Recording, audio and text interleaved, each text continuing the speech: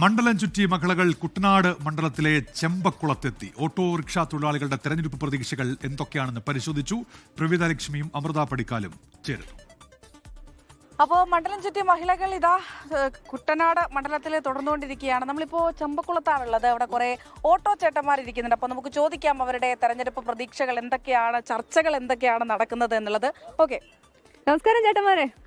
ഇവിടെ പ്രധാനമായിട്ട് നേരിടുന്ന ഒരു വെല്ലുവിളി എന്താണെന്നാണ്? ഇവിടെ വെള്ളത്തിൻ്റെ ആയിരുന്നു. വെള്ളം അത് പരിഹരിക്കപ്പെട്ടിട്ടുണ്ട്.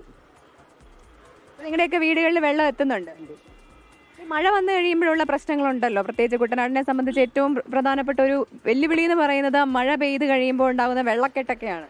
കുട്ടനാട്ടിൽ എപ്പോഴും 6 മാസം വെള്ളത്തിൽ 12 മാസം വെള്ളം കിടക്കുന്ന സ്ഥലങ്ങളുണ്ട് കുട്ടനാടിൽ. അവിടെ കുടിവെള്ളം മെയിൻ പ്രശ്നം ഈ വെള്ളമാണ്.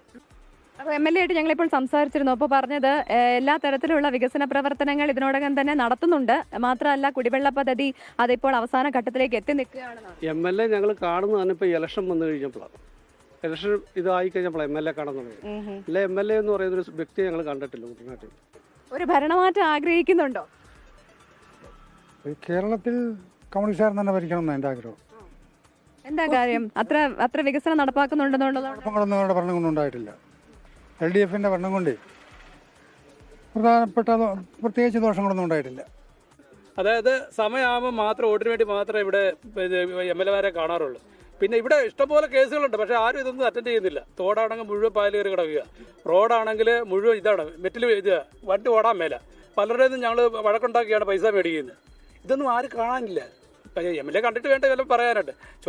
ചെല്ലുമ്പോഴൊന്നും പുള്ളിയെ കാണത്തില്ല. അപ്പോൾ ഒരു മാറ്റം ആഗ്രഹിക്കുന്നുണ്ട്. മാറ്റം ആവശ്യമാണ്. ഇലക്ഷനൊക്കെ അടുത്തില്ലേ? എന്താണ് നല്ല കാര്യം നടക്കട്ടെ. പ്രതീക്ഷകളൊക്കെ എങ്ങനെയാണ്? പ്രതീക്ഷകൾ എല്ലാം പുറകോട്ടാണ് പോകുന്നത്. ഇപ്പോൾ പുറകോട്ടാണ് പോകുന്നത്. നിലവിലെ MLA തൃപ്തനാണോ? MLA വികസന പ്രവർത്തനങ്ങളിൽ? MLA അല്ല, ഈ റോഡ് മാത്രം നോക്കിയിട്ട് കാര്യമില്ലല്ലോ. ഇത് മെയിൻ റോഡാണ്. ഇതിപ്പോ MLA ഇല്ലെങ്കിലും കുഴപ്പമില്ല. ബാക്കി ഇട റോഡുകളെല്ലാം മോശമാണ്. വെള്ളമാണേലും ഈ ഇവിടെ തന്നെ വലിയ കുഴപ്പമില്ലാവുള്ളൂ.